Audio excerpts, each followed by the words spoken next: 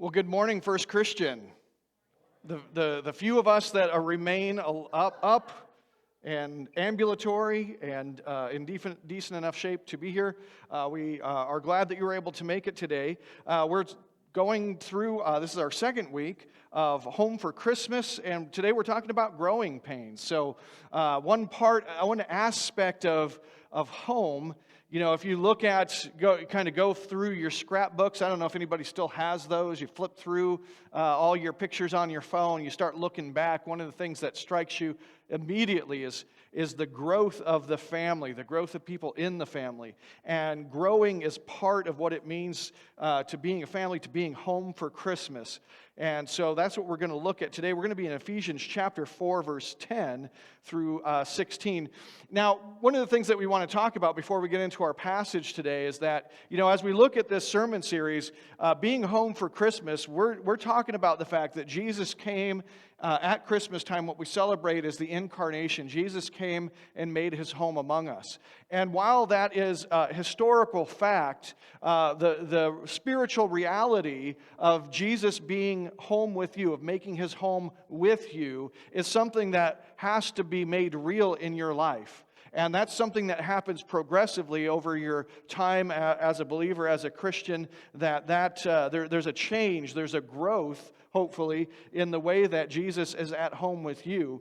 And today we're talking about growing pains, and that really is, for us to grow as Christians, for us to grow means for Jesus to be more and more at home with us. So Ephesians chapter 4, verse 10, we're going to look at really all of Ephesians chapter 4, but we'll start here for now in verse 10, and we'll pick up some of the other aspects a little bit later. So let's look, Ephesians 4, verse 10, it says, "He who descended is the one who also ascended far above all the heavens, that he might fill all things. And he gave the apostles, the prophets, the evangelists, the shepherds, and teachers to equip the saints for the work of ministry, for building up the body of Christ, until we all attain the unity of the faith and of the knowledge of the Son of God, to mature manhood, to the measure of the stature of the fullness of Christ, so that we may no longer be children, tossed to and fro by the waves, and carried about by every wind of doctrine, by human cunning, by craftiness and deceitful schemes. Rather, speaking the truth in love, we are to grow up in every way into him who is the head, into Christ, from whom the whole body, joined and held together by every joint with which it is equipped, when each part is working properly, makes the body grow so that it builds itself up in love." So this passage is talking about the fact that even Jesus ascended on high, but he also first descended, and the reason for that is so that we could be built up into Christ, who is the head, that we could make our home with him. And what we're going to look at in this passage is that there's a few things about growth that we really need to understand if we really want to make our home with Jesus, and we want to grow in that this holiday season. The first thing we're going to look at is the process of growth. The second thing we're going to look at is the stages of growth. And then finally, we're going to look at some results of growth. Now, when we look at the process of growth, it's important for us to understand that growth does not happen just by mere time present. And that's one of the things that differs with the physical versus the spiritual realm. Like, you know, if you're a kid and you decide that you want to be a certain size and you don't want to get any taller, any bigger, you don't want to become any more mature physically, you can't just decide, I'm done. Right? You can't just say to yourself, I don't want to grow anymore, this is fine. The reality is that it's going to happen, right? As long as you're alive, it's going to happen. Now, spiritually speaking, that's not the way that it works. And the problem that we run into as Christians is that we kind of sometimes, I think, feel like that the mere passage of time, just like it happens to us physically, that we grow, that's what happens spiritually. And that's not the case. If you want to grow spiritually, it takes more than just adding another year onto the total of your age.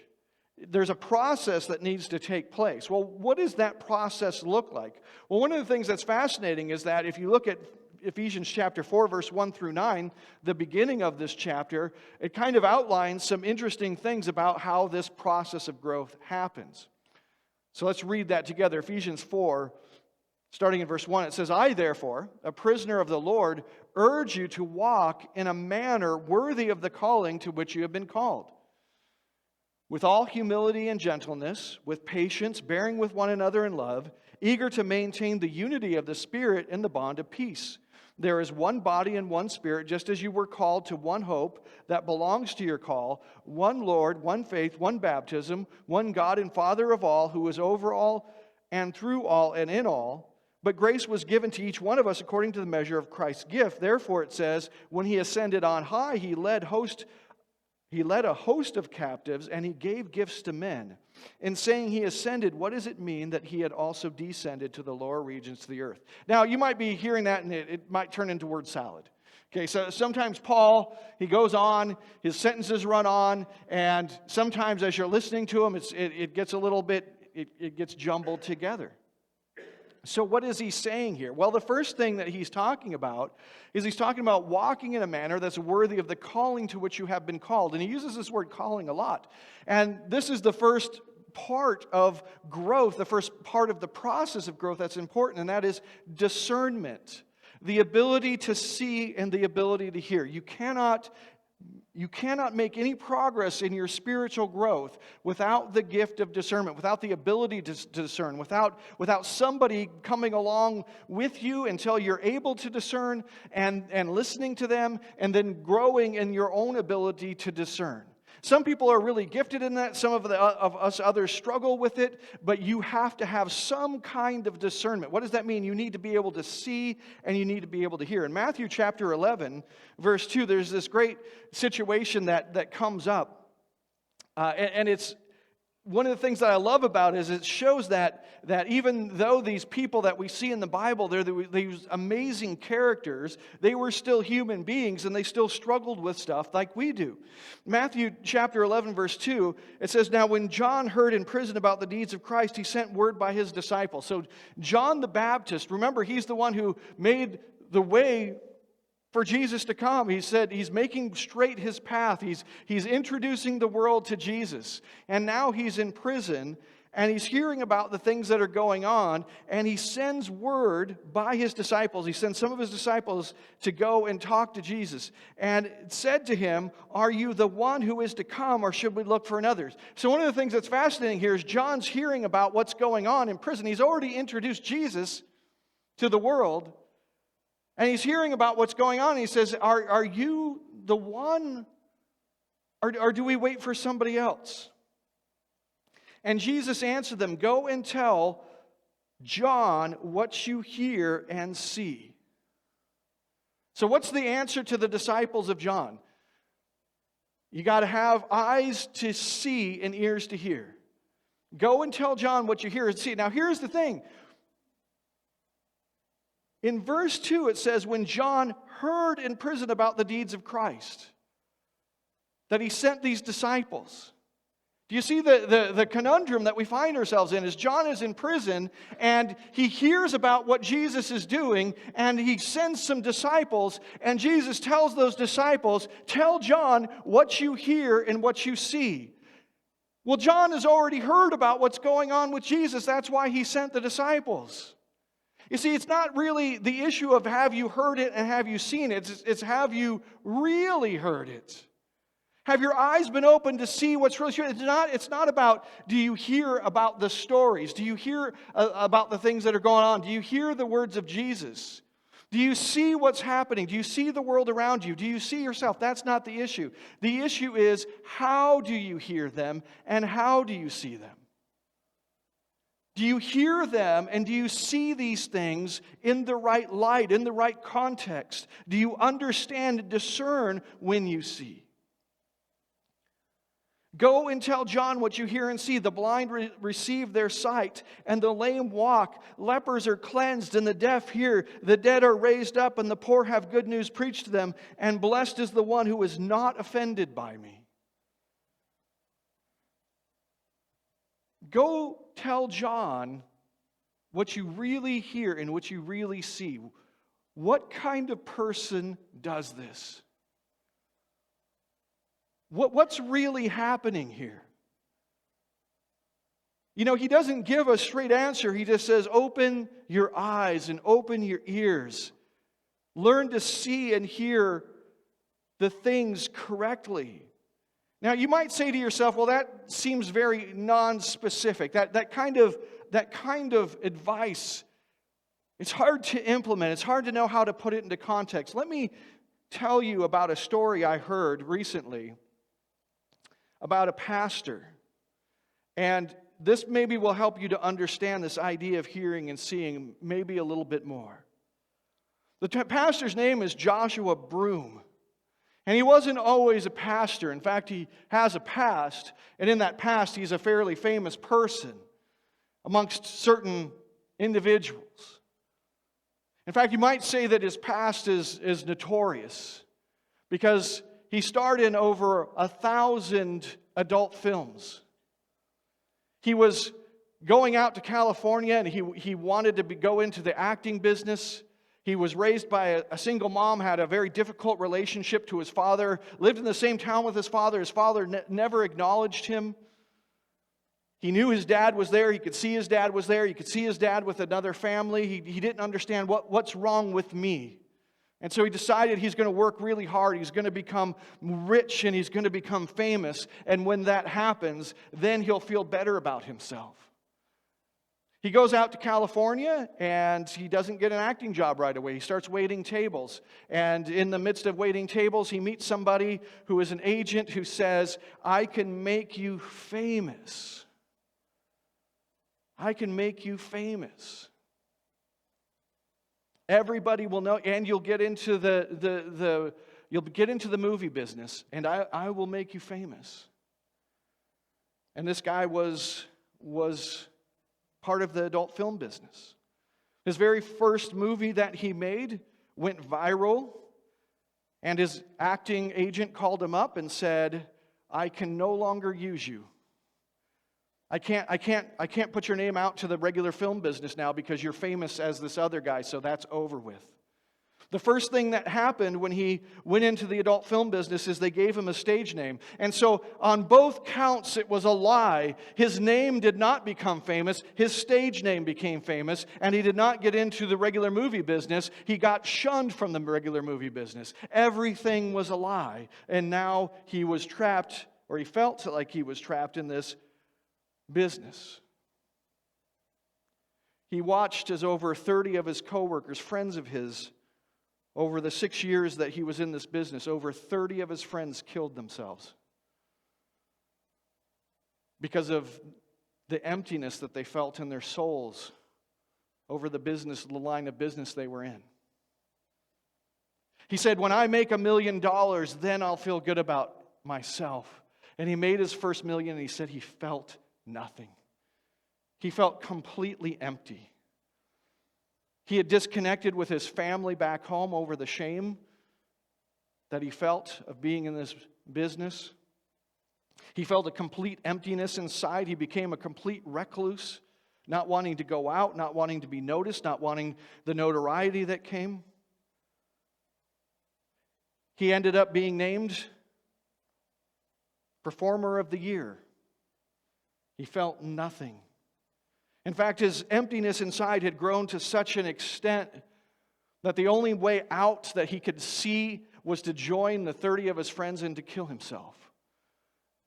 And so after coming back from a movie shoot, he did research, he lined up all of the pills that he knew that he needed to take in order to kill himself. He had them all lined up, and he was about to take them. But the problem was that he had a check in his pocket, and this check, he could feel it in his pocket. He could feel the paper crinkling in his pocket, and it kept bugging him. He just didn't feel right because he knew that all of his money and everything would go to his mother, and that's what he wanted. But this check he knew wouldn't, and he thought, I might as well deposit that check so at least she can have more.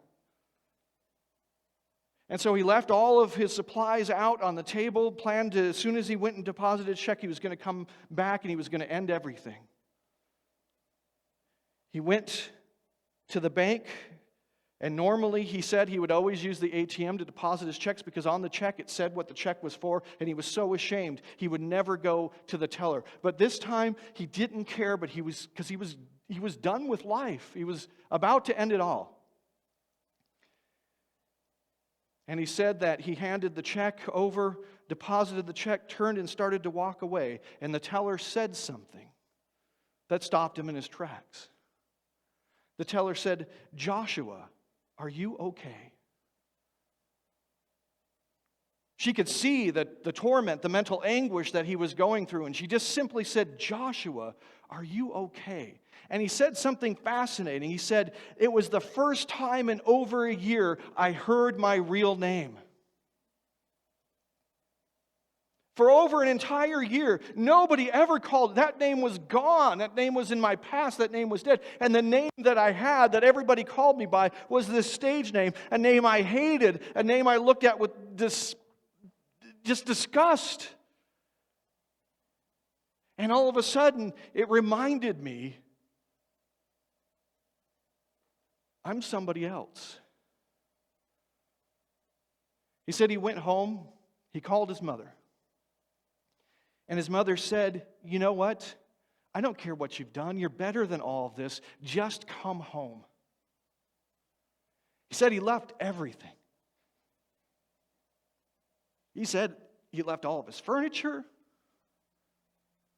left all of his clothes, went home.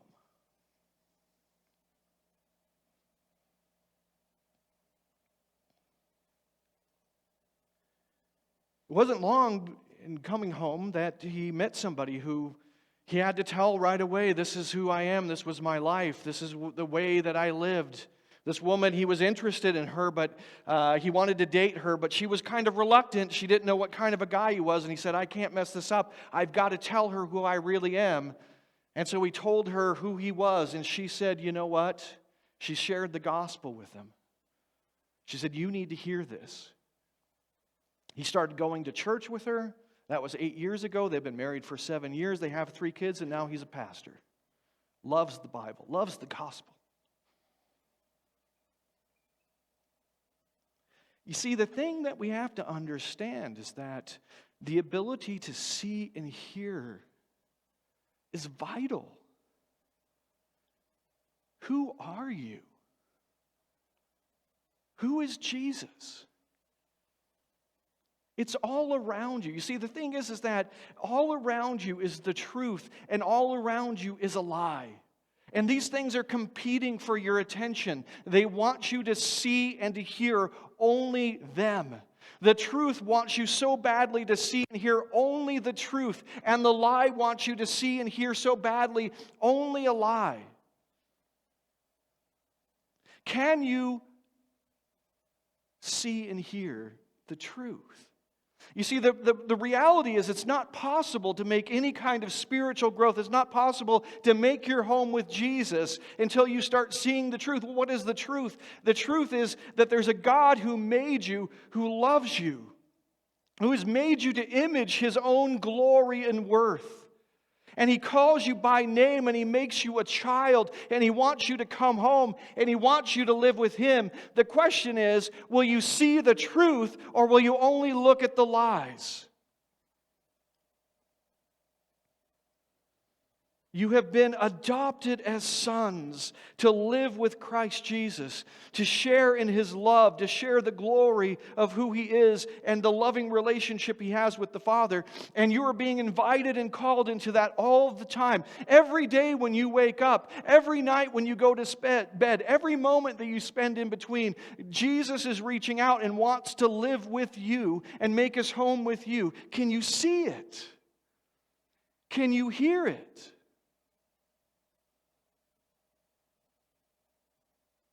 The second thing that we have to have is we have to have sacrifice. It's first discernment and then sacrifice. You know, what had happened if Joshua Broom had never decided, I am leaving all of this behind and I am going to go home. I'm going to leave all the money. I'm going to leave all the stuff. I'm going to leave all the furniture. I'm going to leave everything behind. I'm going to leave the notoriety. I'm going to leave the paycheck. I'm leaving everything, and I'm going home. It doesn't matter what home is. It's better than here. You have to make that sacrifice. You have to follow the path of Jesus. So in this passage that we looked at, first it says that you have to walk in a manner worthy of your calling. Well, that's the idea of sacrifice. You have a calling that you need to hear. Well, then you need to walk in a manner worthy of it. Well, what does that manner look like? In saying he ascended, what does it mean but that he also descended? What it means is that our pathway, the way that we walk as Christians, is a pathway of sacrifice, that we have to descend before we ascend.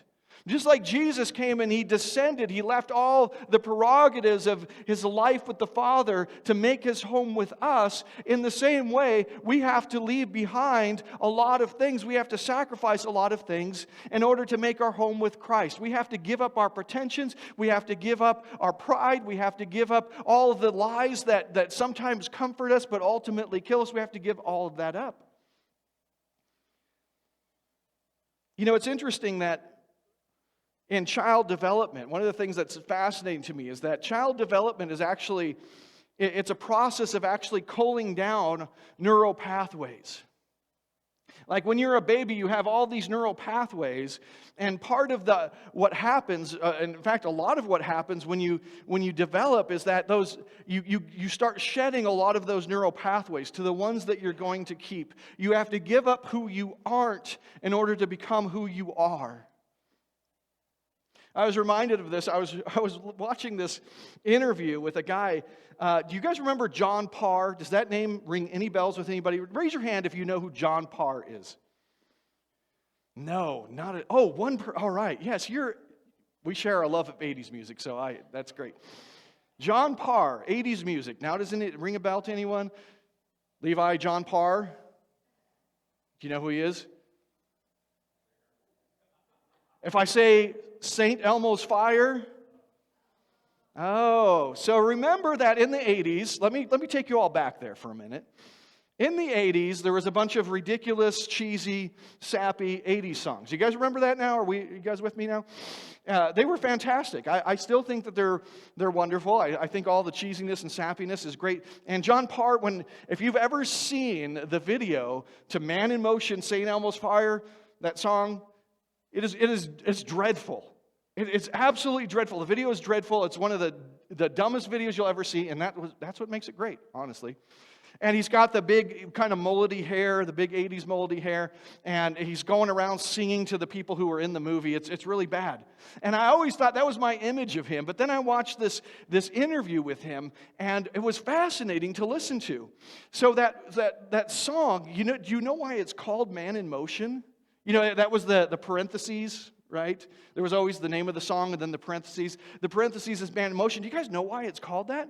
Because at the time that he wrote it, there was a guy in Canada who had gotten in a car wreck. He was like 18 years old, got in a car wreck, got paralyzed, and he started, it obviously woke him up to all the people in the world who have these spinal injuries, and so he decided he was going to wheelchair himself around the world to raise money for this. And so what happened is that there was a guy who was a producer. I think it was Richard Foster, and he had go, man, have you seen this guy? That's crazy. Well, he was so inspired by this guy. He was supposed to be writing a song for this movie, St. Elmo's Fire, but he was so inspired by the story of this guy that he actually wrote the song completely about this guy and just threw in a couple of references that would make sure that the studio was okay with the song being for the movie. But in reality, it wasn't about the movie at all. It was about this guy and his trying to wheel himself around the world in order to raise money to help other people. He wanted to draw attention to that. And so while the studio was out marketing this song for the movie, he was telling everybody in interviews what the song was really about because he wanted to bring awareness to this guy. And they were able to, at the time, with the help of him shedding light on this journey, they were able to raise $18 million at the time, and I think it's something like $360 million now, that total that they've raised because he's continued to work in this field. Now, what's interesting is the song was being considered for an Oscar. But then when they found out that it really wasn't about the movie, they took it out of the running. And John Parr was like, I don't care. And he still was telling everybody what the song was really about and drawing attention away from himself to the guy who was actually doing the thing that was raising money. And I found that very fascinating. It's something I didn't expect. And after that, he had a business partner that was suing him. And so he basically couldn't work in the music industry for like 15 years. Because this guy was saying that he owned the rights to all of his stuff, and so he didn't want to make new stuff. And it took like 18 years or something like that for him to finally win and to see the royalties of his music. And you know what he said? He goes, you know what? It was so great. I got a job doing woodworking, working in a wood shop. Nobody knew who I was. Nobody knew where I was. He said, the only guys that really knew were the guys I was working around. He goes, one of my songs would come on the radio and they'd all look at me and laugh. But he goes, you know what? I got to stay home and I got to be a dad. I wasn't traveling all over the world. I got to spend time with my son. I got to go to sporting events. I got to be a real dad. We got to be a real family. He looks at it as a blessing. Why? Because sacrifice is part of following Jesus. It's part of walking in his steps. When Jesus asks you to give something up, he'll never ask you to give up something that there's not a greater reward for. Jesus is asking you to give things up so that you can walk with him, so that you can be at home with him. And there is no greater thing. So it's not really ever a sacrifice. It's actually Jesus is asking you to lay down the thing that has less value and less meaning than the thing he wants to give you. Now, we call that sacrifice, but in reality, he wants you to grab a hold of the riches of him making his home with you. And that's the final aspect, is celebration.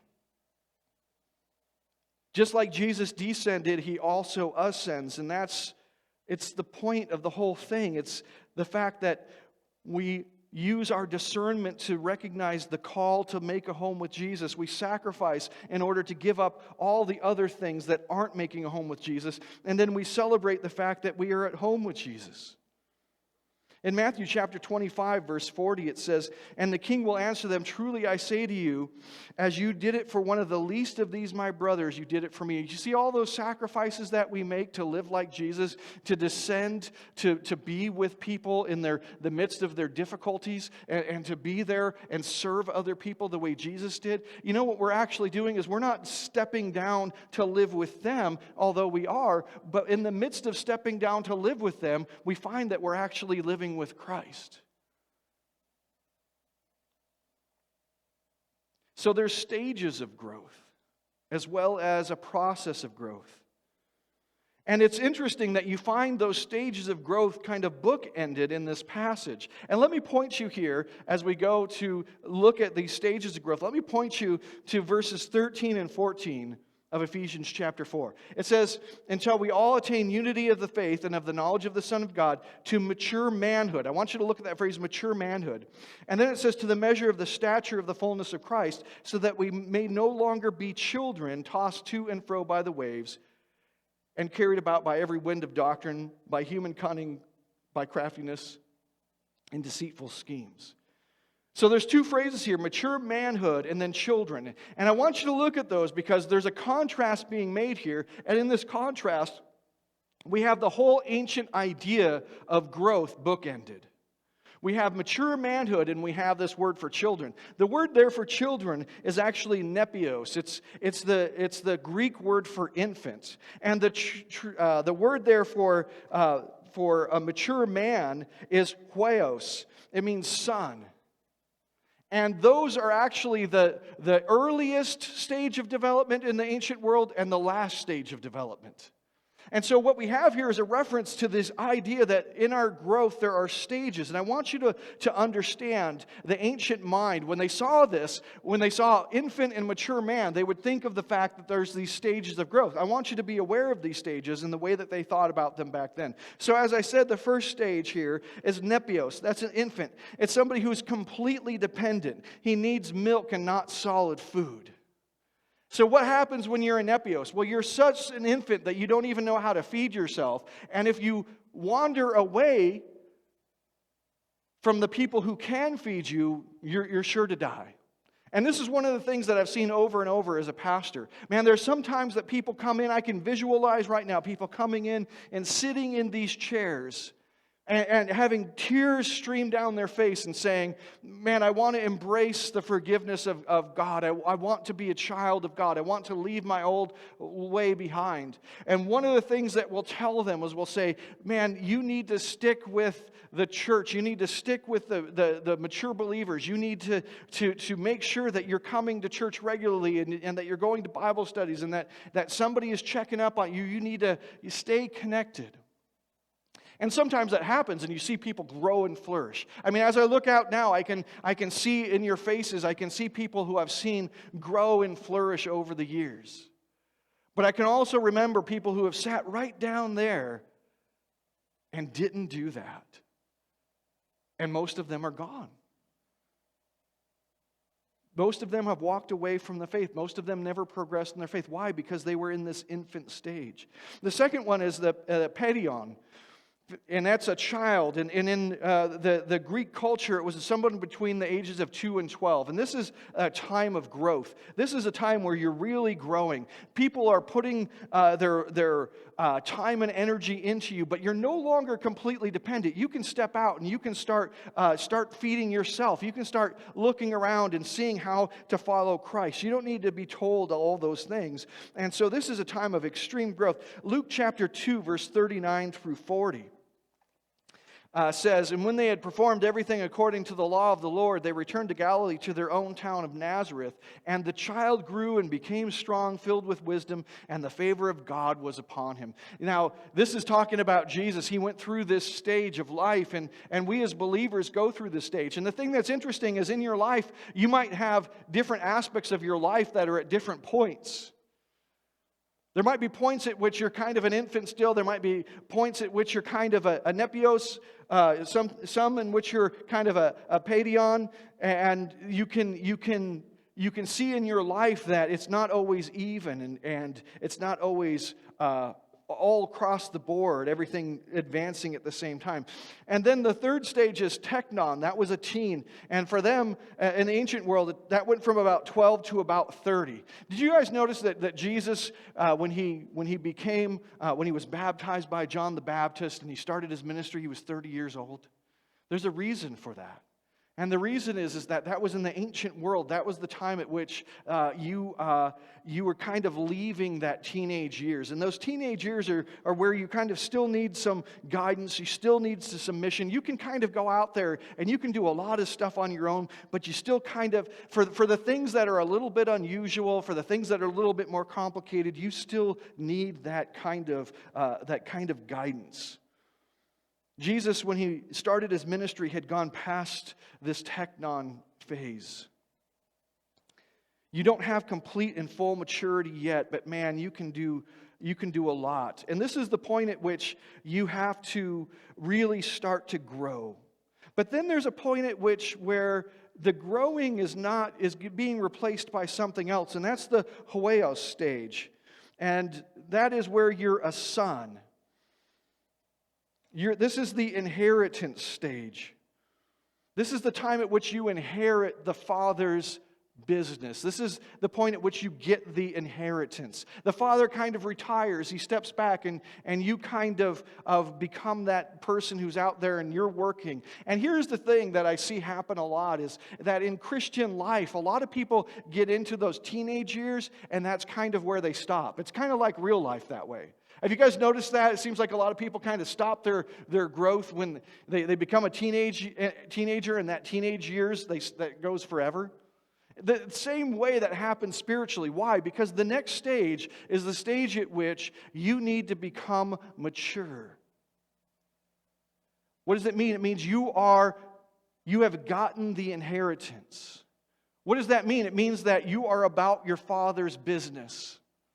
You see, what's happening before is everything's kind of about you, but now you're about the Father's business. You're about the kingdom. And the question I have to ask for you guys is, are you living with Jesus at this point? Have you made it to this point? Are you about your Father's business? Is His kingdom, has it been inherited by you and it's your kingdom now? Meaning that your life is about the kingdom. Is your life still about you? Or is it about the kingdom? Are you worried about yourself? Are you worried about, have I gotten this thing? Have I gotten that thing? Has this person wronged me? Has that person wronged me? Is this person showing me enough respect? Are you done with that? Or are you still there? Have you gotten to the point where you're saying, you know what, none of that stuff matters. It doesn't matter what people think of me. It doesn't matter whether I get recognition. It doesn't matter whether I get this or I get that. What matters is the kingdom being advanced in my life. Is that the point that you've gotten to? We have a lot of opportunities this holiday season, and we wanted to make sure that that was the case because we want to make sure that if you're starting to get into this area, if you're starting to mature into this, that you have some ways you can serve. We have a whole bunch of invitations out there. You can be handing them to your friends. Take as many as you're going to use. You can be handing them to your friends. We have all kinds of opportunities for you to serve with the worship team and with other aspects of making sure that this service comes off. This is an opportunity for us to grow as believers. In Galatians chapter 4, verse 7, it says, "So you are no longer a slave, but a son, and if a son, then an heir through God." This is the phase that happens after, in the Greek world, 30 years old, when you are now about your Father's business.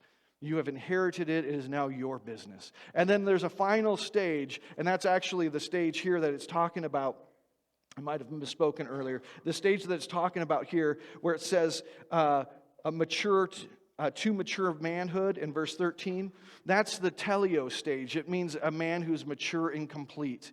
And now the thing is that you're not the one who's receiving the inheritance. You're the one who's giving the inheritance. You have something to give. You have something to offer. You can not only have you been trained by people, but you can do the training. You can give spiritual advice and spiritual counsel. You can help people to grow up. You're giving an inheritance to people. You're not just exactly serving in the kingdom, but you're giving people positions in the kingdom. You're giving them a ministry in the kingdom. In James chapter 1, verse 2 through 4, it says this. I don't know what it says because I didn't write it down. Somebody help me out. James 1, who has their bleep blooper? Got it? Oh, there it is. I didn't write it down, but somebody did. "Count it all joy, my brothers, when you meet trials of various kinds, for you know that the testing of your faith produces steadfastness, and let steadfastness have its full effect, that you may be perfect and complete, lacking nothing." That's the way that the word is used here. It's this word of teleos, and it means to be finished. Jesus said on the cross, "It is finished." He said teleos. It's done. The work is completed. Jesus goes on to having complete authority and complete glory. He goes from an infant in a manger to the King of Kings and the Lord of Lords. So what are the results of growth? The results of growth are simply that we get seated, we make our home with Christ. We grow up into Him who is the head. In Ephesians chapter 2, verse 4 through 7, it says, "But God, being rich in mercy because of the great love with which He loved us, even when we were dead in our trespasses, made us alive together with Christ. By grace you have been saved, and raised us up with Him, and seated us with Him in the heavenly places in Christ Jesus, so that in the coming ages He might show the immeasurable riches of His grace in kindness towards us." What is the point?